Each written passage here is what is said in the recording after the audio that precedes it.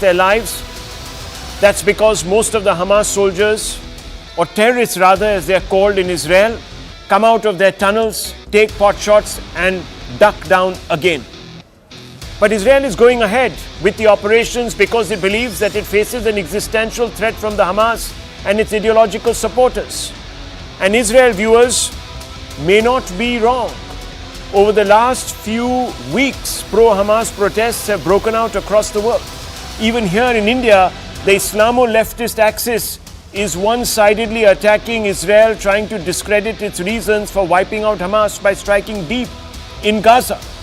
Sample this from the chief of the Jamaat Ulama-e-Hind, Arshad Madani. He's also, of course, the boss, the principal, as he calls himself, of the Deoband Seminary.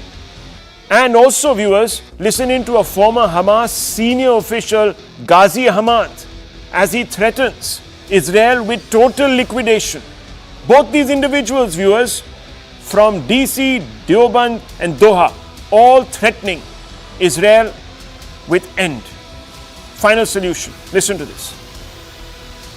अपने हक के लिए जान देने के लिए आज दुनिया के अंदर कोई ताकत ऐसी नहीं जैसे उन्होंने अपने सर से कफन बांध करके एक बड़ी ताकत के साथ लड़ रहे हैं।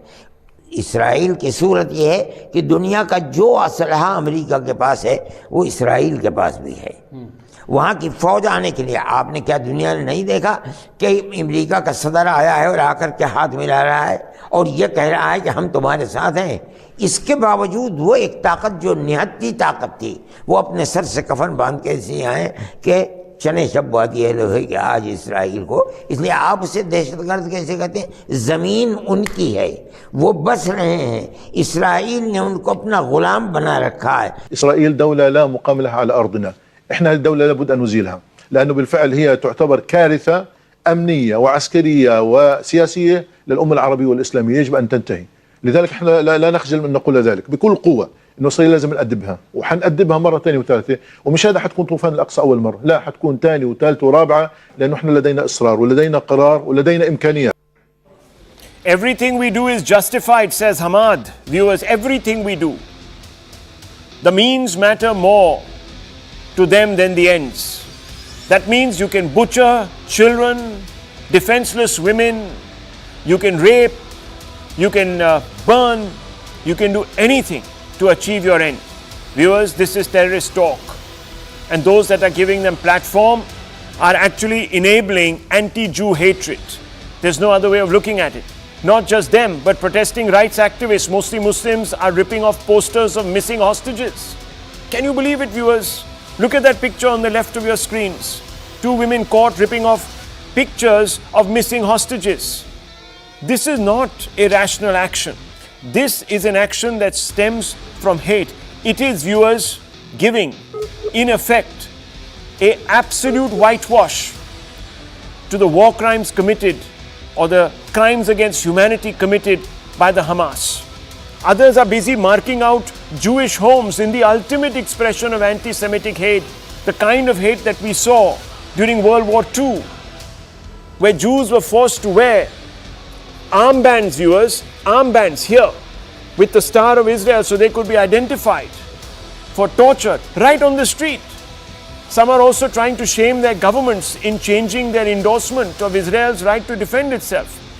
On your extreme right of your screens is a video of US Secretary of State Antony Blinken being jeered for America endorsing Israel's counteroffensive. And this is happening in a Senate hearing, viewers, right in the US Capitol building. Look at that. Look at those pictures. And if I play out the audio, you'll be shocked of what is being demanded, what is being asked for. It's all one-sided. Of course, viewers, it's important to listen because no one should claim that we are misrepresenting facts. So let's listen to this huge expression of sympathy for the Hamas. Russia's aggression against Ukraine, not in the face of an intensifying strategic competition in the Indo-Pacific and around the world.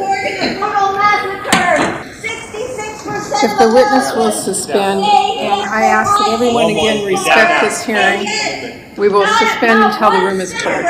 Is calling for a ceasefire.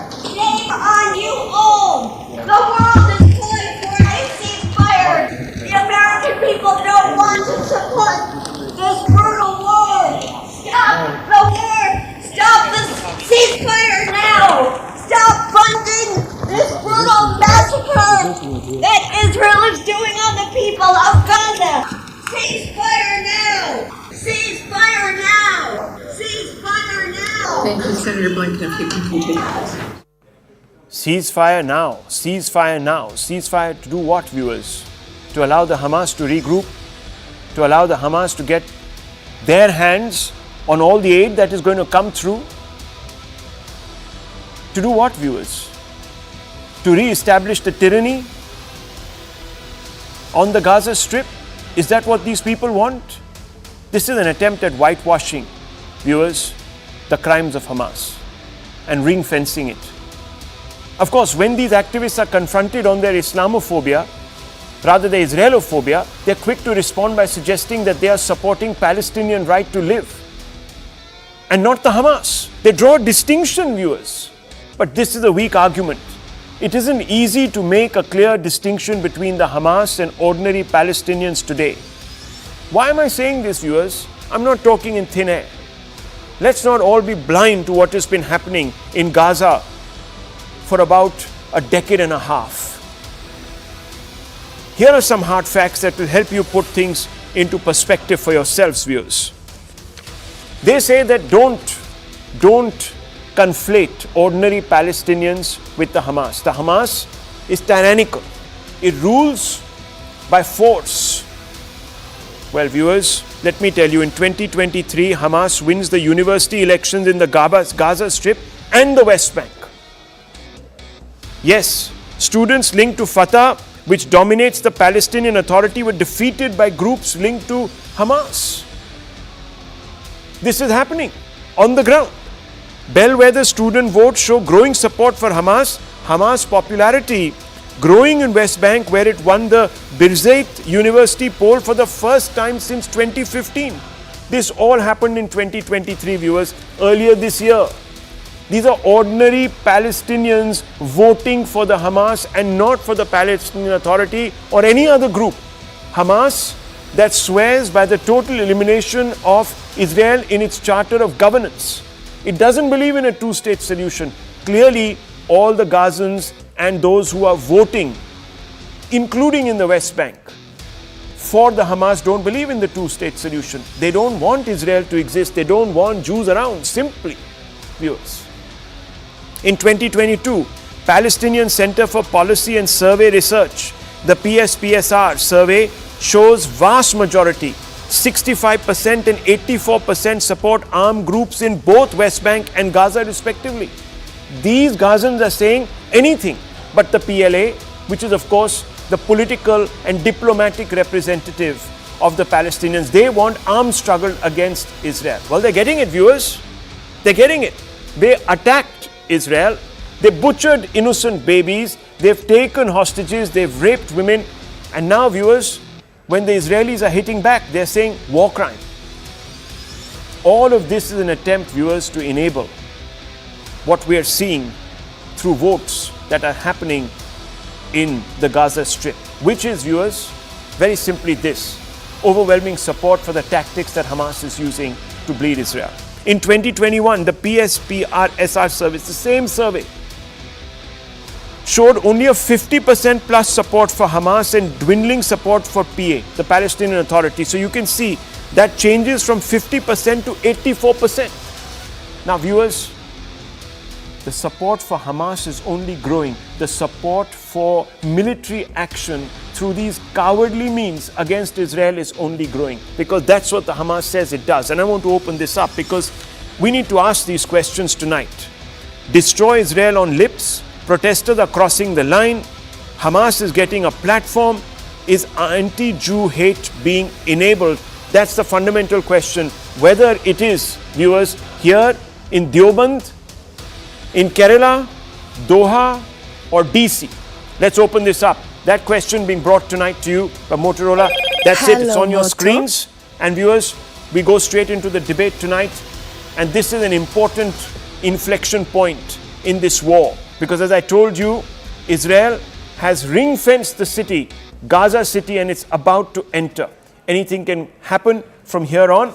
We have with us some very credible voices from all sides of the divide. We have Indian voices, we have Palestinian voices, we also have Israeli voices on the show. And I want to go straight to the fundamental questions this evening, because these questions matter. And I want to begin very clearly with some of our guests. And I want to first begin with the representative from Israel. She represents, in fact, she's the mayor of Jerusalem, and she has been on this show earlier also. I want to ask you, Madam Nahum, and this is an important question, Fleur, Hassan, Nahum, very important question tonight. How do you see this backlash that is erupting around the world to what is being called now increasingly as Jewish-Israeli war crimes on innocent Gazans? So first of all, good evening, and thank you for promoting me. I'm only the Deputy Mayor of Jerusalem, and thank you for having me back on your show. So, look, ultimately, first of all, I don't think that any normal country who's been attacked in the brutal way that Israel was attacked on October 7th, killing cruelly only civilians, 1,300 babies, women, elderly, children, by a terrorist group with an ideology to kill not just all the Jews in the state of Israel, but to kill all the Jews around the world. This is in the charter of Hamas. This is their ideology. And of course, it ties into the ideology of the Muslim Brotherhood, and it ties into the ideology of the Taliban and Hezbollah, and essentially all the evil people in the world that want to bring us back 500 years into a caliphate of fundamentalism. And what we saw on October 7th is unbridled hatred, unbridled cruelty and savagery. And Israel has nothing but to defend their people. In fact, it is their obligation to defend their people. And that's what we're doing today. We take huge precautions not to hit civilians, but unfortunately, Hamas uses civilians as human shields. It's made its complete army, its terror infrastructure underground, almost 20 stories underground, under people's houses, under hospitals, under mosques, completely intertwining itself with the civilian population, essentially to put them in harm's way. And so what we see around the world, if people are condemning Israel, then they're being hypocritical, because if it was their country and their babies being taken hostage and butchered, they would expect their government to do everything, A, to restore and to bring back the hostages, and B, to defend their countries essentially from an existential threat. And so what I believe we're seeing around the world is condemnation of Israel disguised. Really, it's anti-Semitism. It's a culture that is teaching to dehumanize Jewish people as well as Christians, of course. And this is what we're seeing, not just here in Israel, but we're seeing it everywhere around the world. Okay, let me bring in Mohammed Nazib. Mohammed Nazib, we've all seen that Russia TV report where a journalist goes down a rabbit hole, really, beautifully cemented, and he goes down almost like he was going down in some Berlin bunker occupied by the Nazis. Goes all the way down 20 floors. Why does the Hamas need to hide? Can you answer this question, Mohammed Najib? Why does the Hamas need to hide? What is it hiding? Why does it need to live underground in tunnels? And if it is in harm's way, why shouldn't all the Gazans be in those tunnels? If Hamas represents the people of Gaza, why are they in it and not the people? Why are the people left on top to face whatever is coming their way? Yeah, first of all, let's agree about the leading of your show that the Palestinian-Israeli conflict is religious. It's not religious, it's a political conflict. Since 1967 right now, all the Palestinians and the Israeli conflict is a political conflict. Secondly, the representative of the Palestinian people is the Palestinian Authority, is not Hamas. Hamas is not a state group, and it's a group based in Gaza. And until the 6th of November, one day before the attack at the Israeli towns around Gaza, the Israeli government, headed by Netanyahu, was allowing the arrival of $30 million every month to Hamas people in Gaza to maintain their satisfactory, allow their workers to go, send them fuel, whatever they want, and weaken the Palestinian Authority here in the West Bank, which was angered the Palestinians. So that was also failure for the Israeli vision and policy toward Hamas, that they can, by sending the fuel and the money, that can contain Hamas. And Hamas, it's since establishment in 1987, says that it's a resistant group, and sometimes goes to elections, sometimes try to practice politics, sometimes there is have a military wing that believe in resistance and believe in fighting, and that what's happened right now. So it doesn't represent the Palestinians, and I don't think that the Palestinians, even in Gaza or in the West Bank, agreed to kill the Israelis. I regret the murder of any Israeli civilian in Gaza, in Tel Aviv, everywhere, or any Jews who attacked around the world, because this is not the Palestinians. The Palestinians have a little problem. It's with the Israeli occupation, not with the Jews around the world, not with the Jews in Israel. They don't want to see any one Israeli baby or old man or men, why do women, you pay or men pensions killed. to terrorists? You pay full pensions to every terrorist that kills a Jew. This is the Palestinian Authority. You pay a life pension to everybody that murders a Jew. Please don't say I am not representing the Palestinian Authority. I am not representing Hamas. I am a security analyst, and I am telling what I see, because I'm covering the Israeli and the Palestinians, but the Middle East and North Africa issues So for explain Mr. to me Najib. how so you I can know make a that. difference. One second, Mr. Najib. Yeah, You see, the but- thrust. but- No, hang on. but- Just 1 second, Mr. Najib. 1 second. You began by saying that this is not a religious issue, but a political issue. Now, tell me, Yes. if that were the case, why would people, ordinary Palestinians, as late as 2023, be electing Hamas that has made it a religious issue? I haven't said it; they've said it. Yeah, exactly. I want to ask this question before you even ask me that, because I heard you leading about that. I am covering this issue also. It's not far from me, Birzeit University and the other West Bank universities. The problem, sir, is that the Palestinian Authority security coordinate with Israel, respect the signed agreement, but they have, since the beginning of this year, right-wing extremist Israeli government by Beni Gvir and Smotrich that deny the existence of the Palestinian people, want to annex the West Bank, deduct the money of the Palestinian Authority, ignore any political right of the Palestinians. Okay. So the people get upset by the Palestinian Authority politically trapped. No, hang on. All these years, the Hamas has been in power. I think Mr. Ayyar Mitra wants to come in on this point, and I think I'll bring him in because I know he has an intervention to make on this. He's tweeted about this earlier. Abhijit Ayyar Mitra, before I bring in the BJP spokesperson on what is going on here in our own country, viewers. Yes, Abhijit Ayyar Mitra. I can't hear you. I think you're on mute. Abhijit, you're on mute. Can you hear me now? Yeah, we can. Can you hear me Go now? ahead. Yes. Okay. Look, this whole line that it is not about religion is completely false. If Mayor Fleur sitting here converted to Islam today, she would be considered a Palestinian, and they would accept her just fine out there. This is totally about religion. This is totally about killing Jews, number one. Number two, the money was actually transferred. Anybody up to date with the news this morning would know that the Israeli government has taken the decision to transfer the funds except those that were earmarked for Hamas in Gaza.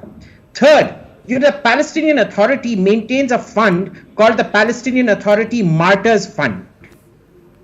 All right. And this is the Palestinian Authority sitting in the West Bank, in Ramallah, that does this.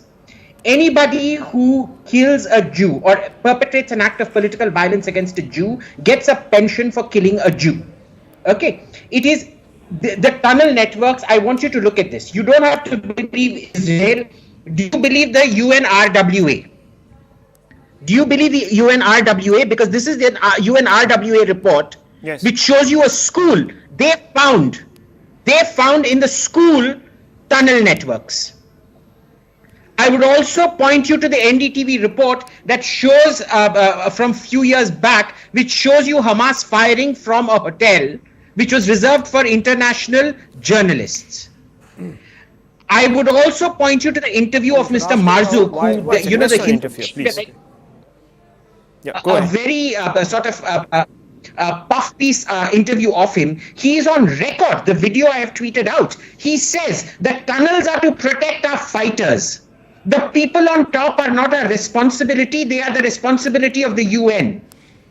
I have never seen a more callous. I bet you Israel cares more about the average Gazan than Hamas does.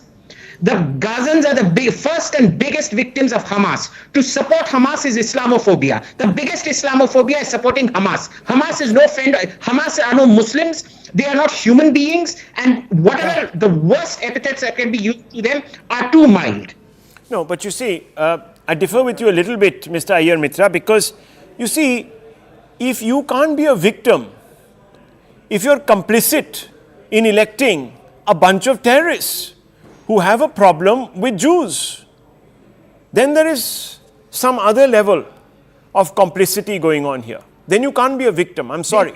And then there is a complicity, and this has been established in Germany. I know that people will pick up my clip and say that, look at this heartless character. But if I were heartless, viewers, if I were heartless, I wouldn't be saying that the Egyptians should open the border and allow for the Palestinians to go, to leave, that the rest of the Arab world should step in and allow, using their diplomatic muscle, which they have so much of, to tell Hamas to return the hostages and allow for an exchange, a fair exchange of all those poor Gazans that are caught in the crossfire. But viewers, I'll tell you what is going on in our country. There is an echo here, and it's a very, very, very sad situation, because I want to bring in Shahzad Poonawalla and the left spokesperson here tonight. Islamo-leftists are going out there and they are rationalizing the actions of Hamas, Shahzad Poonawalla. Hamas is getting a platform, and obviously these people think that there is a constituency for this kind of whitewashing. Otherwise they wouldn't be doing this. We've always been told that Indian Muslims would never sign up for violent religious violence anywhere, that they would never go and betray the good faith and join up with these reactionaries and obscurantists. But here, they're cheering on their own leaders who are platforming the Hamas, or who are saying that the Hamas is a bunch of freedom fighters. Shahzad Poonawalla, what is this telling us? We should all be worried, shouldn't we? No, this is only one thing, that the politics of vote bank has now descended to such a level that even the excuse of Palestine is being used to justify the actions of Hamas on 7th of October. And here are the questions I want to ask. First of all, India's policy is very clear as far as the Israel-Palestine issue is concerned. That's a separate issue. That's an issue of two states which we believe should coexist. Their sovereignty should be protected, but they should get to that position through a negotiated peace process. What is a negotiated peace process? It does not involve taking 1,400 civilians hostage, killing them, maiming them, cutting off babies, chopping them off, or burning citizens or raping them. So therefore, this is not about that. Secondly, please tell me, before 7th of October, none of these worthies, whether it's the AIMPLB, CWC, or the Congress Party, or several leaders of the left, including Mr. Baby or Mr. Munir, where were their tweets for the Palestinian cause? It only started after Hamas was being called out, and rightly so, for its terror actions. And I have three specific questions to ask. What are the reasons people in India are saying that we support so-called Palestinian cause but actually supporting the Hamas? One, they say that, look, Muslims are being killed, Muslims and innocents are being killed. Well, who's killing people in Yemen? Who's killing the babies in Yemen? It's not the Jews. Who's killing babies and young children in Iraq, Iran, Libya, Sudan, Somalia, Pakistan, Afghanistan? It's different Muslim factions. Have you ever seen the so-called Islamists in India take up a cause? One second, don't interrupt me. Have you ever seen them take up the cause for Yemeni children? Why are you distinguishing between Palestinian children and Yemeni children? Both of them should be equally important for you. Oh, is it because in one case you can blame apparently the Jews, and in the other case it's because the Muslim factions are doing it, so you don't really care? Secondly, if it was about innocent lives of Israelis were lost on 7th of October, 1,400 people, and from the Islamic point of view, Surah Al-Ma'idah 532 clearly says that no person who's not involved in war should be taken hostage or killed. Why is it then that the Islamic groups or these people have come out and not condemned Hamas unequivocally? In every condemnation, including the one by the left, whether it's MA Baby or whether it's the Congress Party, they've seemed to rationalize it as a reaction to what Israel is doing. No, Israel is not responsible for what has happened on 7th of October. Hamas is. Why is the onus on Israel? I want to ask a question. If you are so concerned about those innocent lives in Gaza, why don't you tell the Hamas, not in the letter written by Sonia Gandhi, in the article written by Sonia Gandhi, or in AIMPLB statement, none of the places they have told Hamas that, look, leave the 200 hostages, do not kill innocent people, do not take innocent people as hostages, and if you want to go and fight the state of Israel, go onto the borders and fight the state of Israel. Why are you making human shields out of innocent people? Not one person out of them has said Hamas should do this. And by the way, if Hamas is equal to Palestine, how come Palestine in the West Bank has no Hamas? How come Hamas was killing Palestinian Liberation Organization leaders? How come Hamas has been taking their children hostage, has been taking Palestinians also hostage, or has been using them as human shields? And finally, if this is about occupied land, by the way, Israel, theologically speaking and otherwise, came first. But if it is still about occupation by Israel over Palestine, Rahul, I have a simple question to ask. The Chinese occupy Indian territory and they are killing way more Muslims in the Uyghur province, the Uyghur Muslims, the Xinjiang province. Have you ever seen any left leaders call out the Chinese? No. Secondly, Kashmir, the place from where you come, was once upon a time completely Hindu dominated. There were 7 expulsions, genocidal expulsions of the Kashmiri Hindus, and now that land has been taken over. So would they call that as occupation? Would the Islamists who support people in support the cause of Palestine here would say that this is also occupation? Would they say that this was Islamic jihad that led to occupation? It's a very important point, actually. You know, and I can see why the left spokesperson here is getting irritated. No, I'm not irritated. I'm amused. Oh, you're amused. I'm amused because of the diversion. You're trivializing. I'm trivializing. No, hang on. You're trivializing anti-Jew hate tonight on this show. I'm trivializing what the BJP spokesperson. That's amusing you, sir. I am trivializing what this gentleman has been saying. Let me ask you a pointed question. Yeah, sure. Okay. Sure. This Islamo-leftist axis. Yes. Is hypocritical. Let's be honest. One second. Yes. Where in your statement, show me. Yes. Any of the statements issued by Mr. Yechuri or the Politburo, where Hamas has been called a terrorist organization, show me. Okay, now you tell me a single statement where United States of America or the Indian government has issued a statement declaring Hamas as a terrorist organization. Sir, there is none. America has declared Hamas I'm not a terror about organization. America. Talk about India, talk about United Nations. Another quick response. No. Now let me complete. Just one second. Let me respond to you. Since you asked that question. Get the answer, then you can come to the second. Yes. Let me address that question. Forget just about being declared in India. In fact, India's objection to the resolution in United Nations was that it did not have the amendment which we were seeking, that Hamas should be called a terror group and its action should be called a terror action. So we took it to the international platform. By the way, United Nations has not called any Hindu group as a Hindu terror group. Why do you keep saying Hindu terror? But here, it's a very important point. Terrorist act It's a very important point. Justified by you as a freedom fighter. Palestine, and let me speak, one second. Has United Nations called any group Hindu terror group? Yes, exactly. Vivek Srivastava, you are constantly abusing the Hindu RSS, suggesting it's a terrorist organization. Has it been deemed one? Anywhere in the world? I never said it's a terrorist organization. We said it flares up the communal passions. You say it's a religious terror organization. It divides people. You have used the word. They are using the government machinery to spread communal hatred. I say that. I never said it's a terrorist organization. Look at these. Now, let me speak. They quickly back off. I will show you 100 examples, sir. Now, let me speak. One second. Where the RSS is associated by you and your ilk with the Lashkar-e-Toiba and other Islamist organizations. If you are divisive in a complex country like India with so many castes and creeds and religions, then yes. No. I'm sorry. I never said it's a terrorist organization. Hindu terror, Hindutva terror does exist. Does exist. RSS promotes Hindutva in this country, so you're calling it a terror organization. Has it been declared one? No, hang on. You've been caught out. Now, I just want to ask you the second question, which is very important. Very important. Why doesn't your resolution, at least the Indian government has come out and condemned the Hamas. The Indian government has said that terror has no place. The Indian government in the United Nations refused to vote against Israel. Because you're too weak. Excuse me, sir. Excuse me, let me finish. Let me finish. You throw the American line. It wanted... There was not an American line, sir. It was the Canadian line, and India and Canada don't have... Hang on, it was a resolution moved by Canada, and India and Canada are not on the best of terms right now. It was supported by 42 other countries, including America. It was supported by the United Kingdom. It was supported by New Zealand. It was supported by Australia. It was supported by Japan. I am against American imperialism. Sir, Japan fought America in a world war. I endorse Mahatma Gandhi and Nelson Mandela. Excuse me. Who wanted an independent Palestinian state, and that is why I'll say long live Palestine. But Hamas doesn't even want that. Yes. Okay. Hamas and wants the Israelis to have encroached their land. I am against October 7th.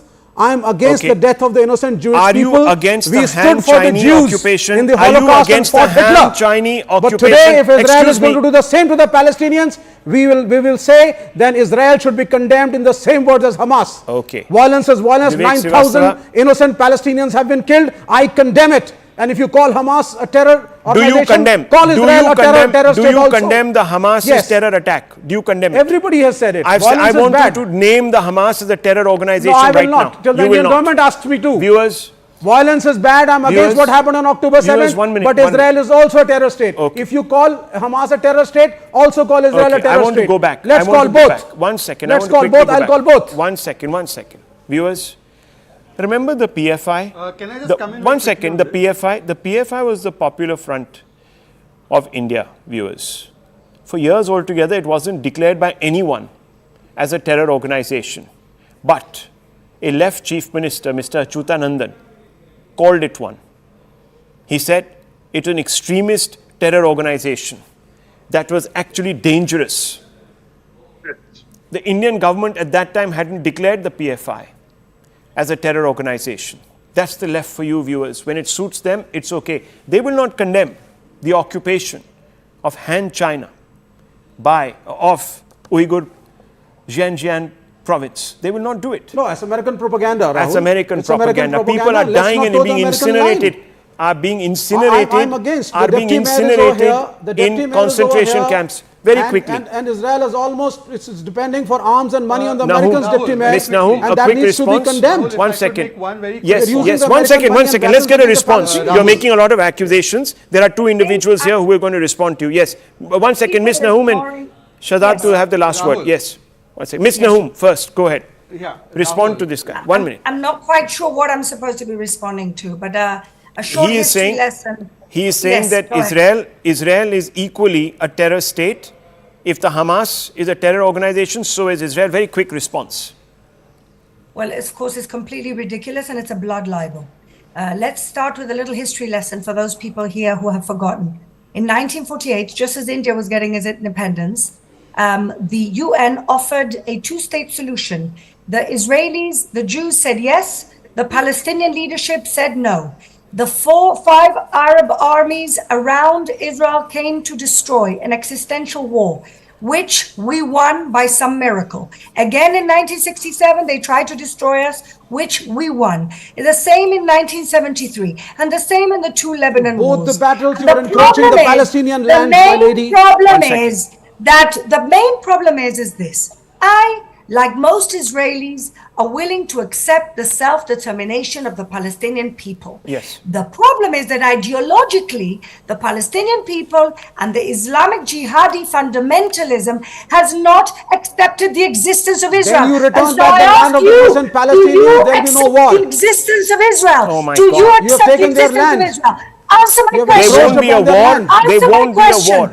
Do you accept the existence of Israel?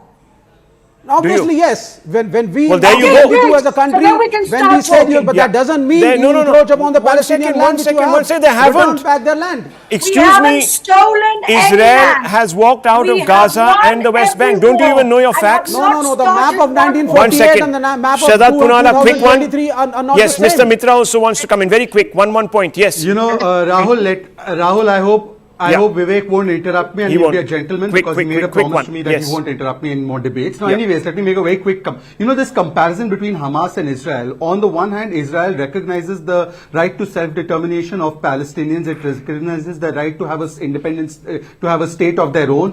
It goes after Hamas terrorists and it warns Gazans. On the other hand, the Hamas does not even want Jews to exist. On the other Exactly. hand, Hamas makes human shields out of innocent people and goes and specifically targets Israelis who are civilians. But having said that, let me say one thing to Mohammad Najib. Mohammad Najib, you know, you all keep talking about proportionate response. If you talk about proportionate response, should the proportionate response now be that in response to Hamas, Israelis should go find a rave party in Palestine, which I think will be a difficult task, find women there, rape them, maim babies, burn people, kill people, take 200 hostages? Because if you're talking about proportionate response, this would be proportionate response to Hamas. The fact is that Israel doesn't do proportionate response. Israel is going after terrorists. Your Hamas went after innocent civilians. Okay, Mr. Mitra, So therefore, you're not going to say get a that response. proportionate You're not going to response get a is response actually- this because is the the fact. argument is very strong. Mr. Mitra, very quickly. Yes. they keep talking about Palestine. Has anyone ever heard of a king of Palestine or a leader of prime minister of Palestine before 1948? How do they never exist? How is it that the Jordanian annexation of the West Bank in 1915 is not occupation? At that point, they were all very happy to identify themselves as Jordanian. So then you should have spoken against How Vajpayee. is it that You should have spoken against Vajpayee. You should have spoken against Nehru. Well, They were all wrong. well, one second. Let's You're not the only speak over person each who's other. right. Okay, let's move on. Yeah. Let's move on. Yes, Mr. Mitra, finish your point. So with all due respect, what land exactly? Exactly. What land are we talking about? This has to be a carrot and stick policy. And why is more and more land coming under control? It is precisely because the Palestinian Authority refused to negotiate. Okay, you know what worries me? Viewers, you know what worries me? What worries me is the Indian response here. Indian Muslims who are willing to listen to their leaders who are platforming the Hamas in this country. That's what's worrying me. That's a threat closer to home. Think about that. Why should that be happening? Think about that, viewers. I want to go across now. Thank you, everyone. Shahzad Punawalla will be joining us for the debate on Delhi's pollution, but I want to go across to Yaakov Amidror, former National Security Advisor for Israel and Senior Fellow of the Jerusalem Institute of Strategy and Security. You've, of course, served under Mr. Netanyahu. And I want to ask you a straightforward question, Mr. Amidror. Given the mounting civilian casualties in Gaza, has the time come for Israel to decrease the intensity of its counterattack? We don't know the number of civilians because the Hamas terrorists are fighting from within the civilian society and civilian places and civilian people. So you know that many people have been killed, but we don't know, you don't know how many of them are civilians and how many of them are Hamas members. We called the civilians to leave the area 10 days ago. For 10 days, we allow them to move to the safe area, which was designated by us in the south center of the Gaza Strip. So we know that many of them left the area. When we are fighting in the north part of Gaza, the involvement or the mix of the terrorists and the civilians is such that no one can identify who is who. So you don't know the number of civilians, and I don't know the number of civilians. Well, in the debate just before you joined us, Mr. Amidror, I made that point. I find it quite shocking that it's actually the Hamas terrorists who are hiding in the tunnels and not the population, not the innocent citizens. Whether it was the Blitz, when Hitler was attacking and bombing London during the Second World War, all the civilians were actually going into the underground passages. Even in Ukraine, that is happening, along with government functionaries. Here, the Hamas goes underground and they leave the people on top. Think about why, viewers. Nonetheless, Mr. Amidror, I want to ask you, you're carrying out now, which is an imminent ground operation in Gaza City. How close are you to realizing this objective of eliminating Hamas, and can you even do it? No, it will take time. We are only at the beginning. We are at the end of the airstrike stage. Now we moved 2 days ago to the ground force invasion. It will take days and maybe weeks to control the area. And then it will take months to clean it from all the elements of Hamas military capabilities. We want to destroy all the headquarters, the facilities in which they prepare the munition, the weapon system that they have, to go after the commanders of the organization and to kill them all. That will take long time. We are just in the beginning. Well, we are decoding, obviously, the challenges with Mr. Yaakov Amidror, the former National Security Advisor to Netanyahu. And I'm going to ask you, who does Israel think will replace Hamas, sir? Who will govern Gaza? Will it be Israel, or will you hand charge to Egypt? What's happening after you eliminate Hamas, if you do, that is, presumably? We don't know yet. We know one thing for sure. It will not be Hamas. All the alternatives are open. Either it will be controlled by indigenous leadership that will emerge from the ranks. It will maybe it will be the PA which will come back in. They have been expelled by Hamas after the elections in 2006. So I don't know, but at the end it's the responsible of the people of Gaza, not our responsible. We know for sure we will not let any terrorist organization to control Gaza in the future. This chapter is ended. Let me ask you. The barbarian attack of Hamas on civilians in the Israeli side. Well, let me ask you, Mr. Amidror, because this is an important question. You said that you will not allow a terrorist organization to flourish in Gaza. Of course, that's a very important objective. But isn't there a possibility that even a more hardline group could emerge after the Hamas to lead the Gazans? That's what I said. We will keep the freedom of action in Gaza afterward. We will not let anyone to build any military capability there.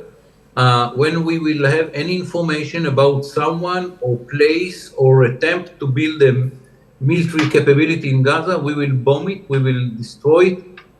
It's the end of the test in which we gave the other side all the opportunities and we went and we gave them the initiative.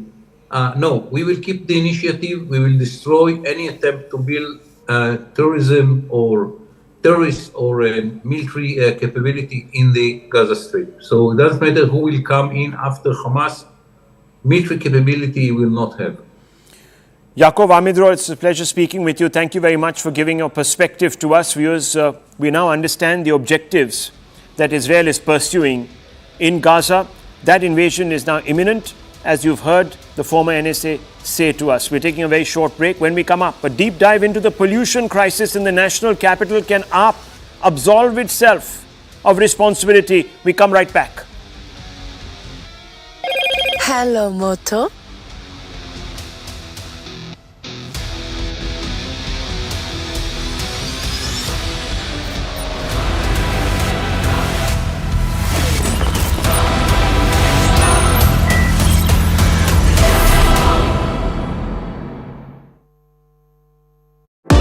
आंखों में जलन वगैरह है, इसको लेकर क्या face कर रहे हैं वो भी सब बता दीजिए। अभी आंखों में तो अभी इतनी जलन नहीं है, लेकिन हाँ ये सांस लेने में थोड़ी प्रॉब्लम होती है। आंखों में आगे ऐसे धुआं सा आ जाता है सुबह सुबह, तो इसलिए अब बच्चे को है कि भाई हो जाए ऑनलाइन क्लासेस, बच्चे बीमार ना पड़े तो ये अच्छा रहेगा।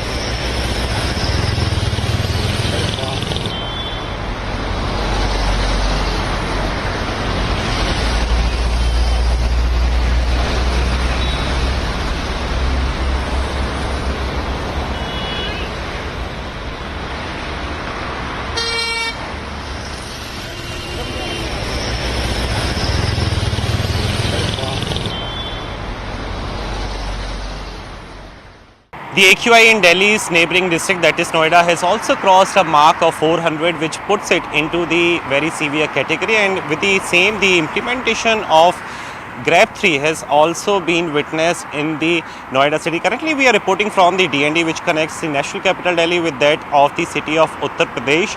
So this is in the visual, you can see that these are the high-rise corporate offices which can be seen completely engulfed in a thick layer of smoke, and the visibility has completely reduced to a lower level, and such is the situation across other NCR cities as well. In fact, if we talk about the further details, few days back there was a clean air which was being taken by the residents of the Noida city, but now people are gasping for fresh air. This is the condition which we are now showing you from Noida, and in fact with the implementation of Grab 3, In particular, the non-essential construction activities has been completely banned. That means no activity will be allowed, and there are other steps as well which have been taken in view of the same. But if we talk about the further detail, in particular, the visibility is so much low that the people are forced to use their headlight while traveling in the morning, and this is the peak time. Gradually people are moving towards the side of the offices, but similar is the situation in part of the NCR city, and many of the factors are responsible for the same. Some say that the stubble burning in neighbouring state are responsible for the same, while there has also been a debate that the local vehicular emission constitutes a major portion in the pollution factors as well. But amid all this, people are facing skin irritation. There is also people are gasping for fresh air. There is also throat infection which is taking place. People are choking.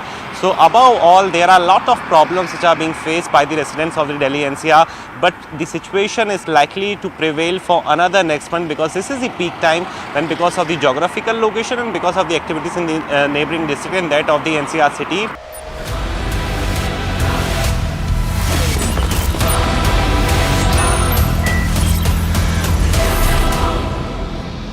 Viewers, Delhi is back being a gas chamber, a toxic hellhole where the number of citizens seeking some kind of medical intervention about breathing difficulties is almost up by 30% by some estimates. That's 1 in 3, we are being told.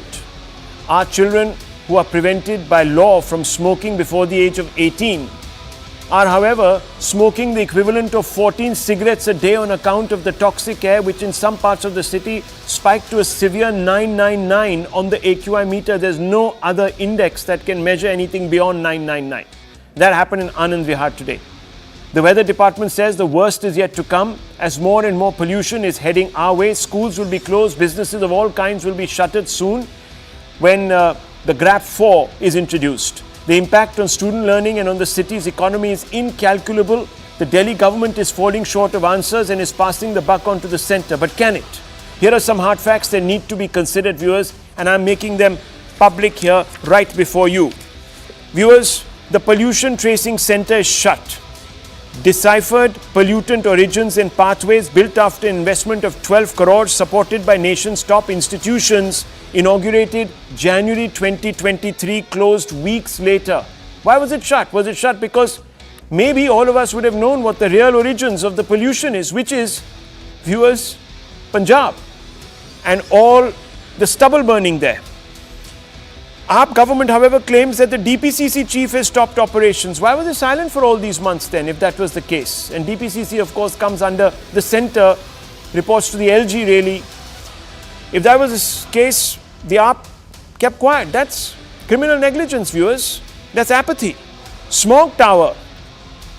23 crore smog tower, one of two, built in Connaught Place, viewers. Inaugurated by Kejriwal with great fanfare in August 2021. Purified 1,000 cubic meters of water, air per second. Tower stands defunct for 9 months. It's all locked up. Those are the pictures. AAP government blames DPCC chief for non-maintenance. Here also they've passed the buck. Again, viewers, for 9 months lying defunct, but no follow-up. Delhi High Court, however, is not buying it. They have slammed the AAP government responsible for the pollution mess. Do you want people to live in a gas chamber? The Delhi government was asked today. Application of mind and sensitivity is lacking. Dereliction of duty, troubling casual attitude. You are the people in whom everyone reposes their faith, and yet you are letting down the people, said the High Court. Viewers, we were told that biodecomposers have been bought so that farmers in Punjab will not burn parali or stubble. Well, viewers, let me tell you that entire scheme has flopped. And who's in government in Punjab? It is the AAP. 1,870 hectares in Punjab, 6.03 lakh hectares in Uttar Pradesh, 1.37 lakh hectares in Haryana. But viewers, let me tell you, none of these are working. That's the fact. You cannot pass the buck. Punjab government even withdrew 4,300 cases in 2022 because, viewers, you are supposed to be fined if you are burning parali. But no action on parali burning. That's a fact. The last statistic is important, as there is no doubt that the AAP's Punjab government has done nothing to stop farmers from burning stubble. Here is a visual reference, and you just look at the 3 dates, October 28th to October 30th. Look at the number of farm fires with the red dots in Punjab grew astronomically. And that's why today, 2 days, 3 days later, we are facing the problem. And let me tell you, if you see the latest map, those farm fires have spread even more in Punjab. So more hectares in Punjab are burning. While local sources of pollution are contributing to the bad air quality, I'm not denying that, viewers. The spike is most certainly due to stubble burning. Every year during harvesting season, AQI spikes noticeably, and I'll show you month by month breakup. In September in 2022, the average AQI was 104. In October, it's 210. November is 320. December 319. These are the peak seasons when, or peak time when parali is burnt or when stubble is burnt. Look at 2021, again, 2 months, October, November, December, see the spike. September is okay, average for Delhi, 116, 120, but look at the spikes that come during this season. So, can you deny that stubble burning is a problem? AAP insists that other states are guilty on this account, but if I show you those statistics, you will know that in Punjab there are 5,254 cases between September 15th and October 29th. In Haryana, 1/5 of those. In Uttar Pradesh, 1/7 of those. So while there is parali burning there, it's nowhere near the scale of Punjab, viewers. If I were to actually put that graphic to real terms, you would have seen a huge spike in Punjab and Haryana and Uttar Pradesh smaller. Let's open this up. Let's ask some questions. First, I want to bring in Shadad Poonawalla. I've also got with me Dr. Trehan, who needs no introduction. Eminent doctor.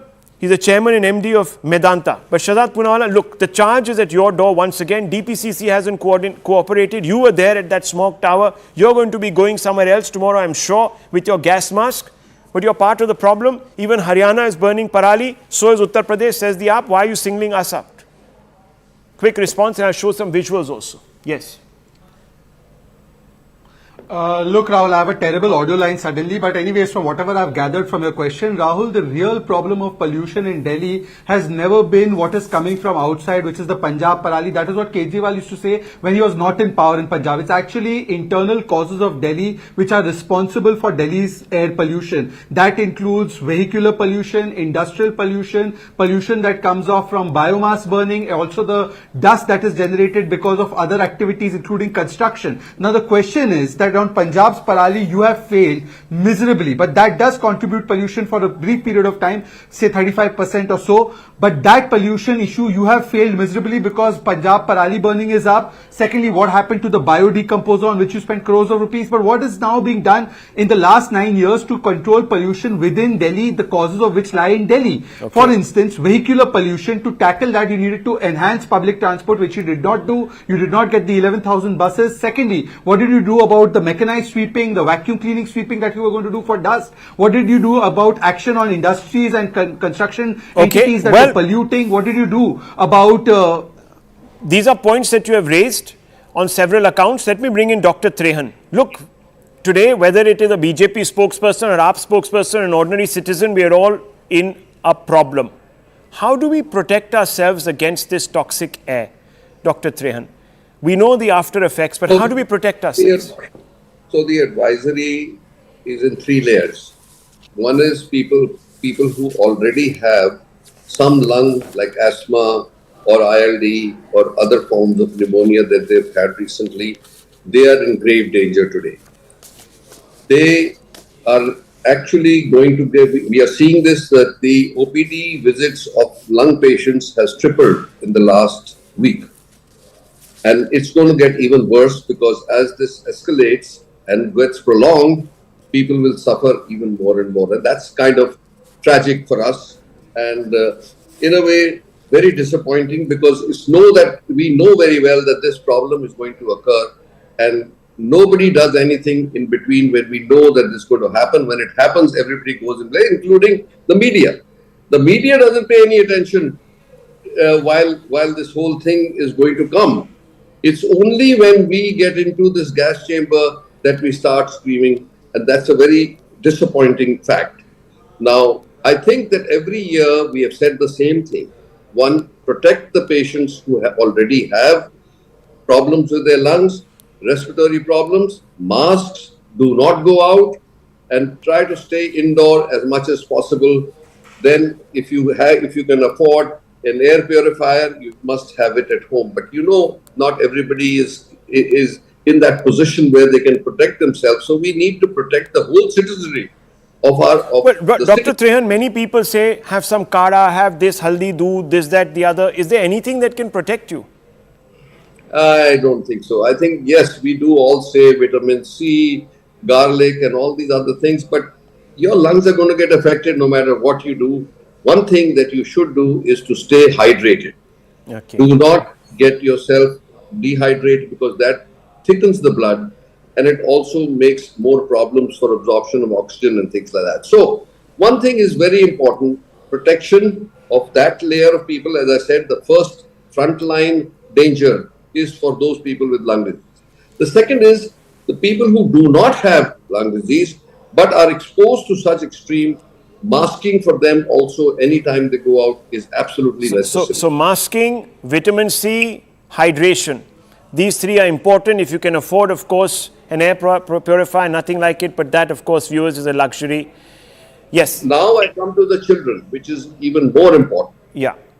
Because, it's not only the particulate matter which affects the lungs, it is the noxious gases. That's like right. Dioxide actually is part of the whole spectrum. The children whose neurological system is now weaker, actually developing. Yeah. They get affected, and therefore life they'll be affected. So you must protect the children more. Keep them indoors. Don't risk them. No activities. I presume I leave it at this, Dr. Trehan. We're going to continue these conversations in the next few days. The situation obviously deteriorates. The Right Stand coming up with Anand Narasimhan.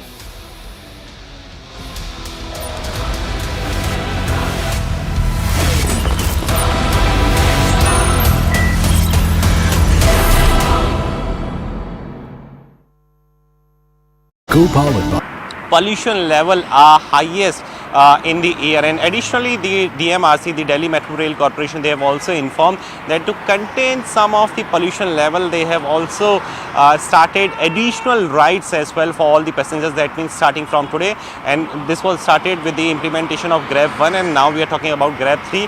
So 60 additional rides are being provided to the passengers by the Delhi Metro Railway Corporation as well.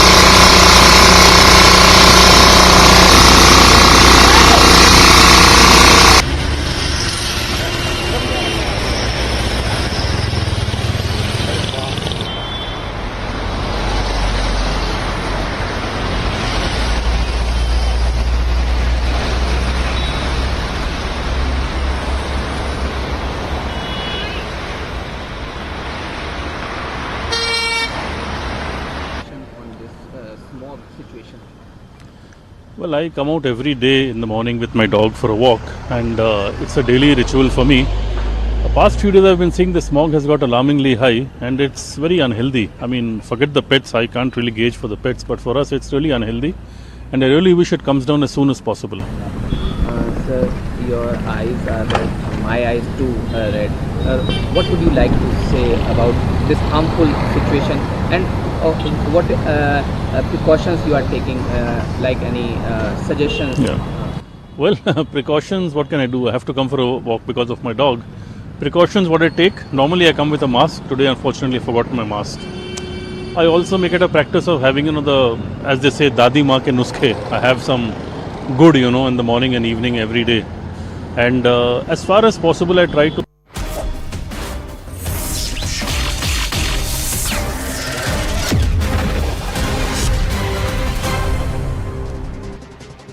Namaste, Jai Hind, and welcome to this edition of The Right Stand. Ladies and gentlemen, just before the start of this broadcast, we were able to speak to Rajya Sabha MP Mahesh Jethmalani, who's made a very startling observation and an accusation on this entire Mahua Moitra saga, cash for query saga.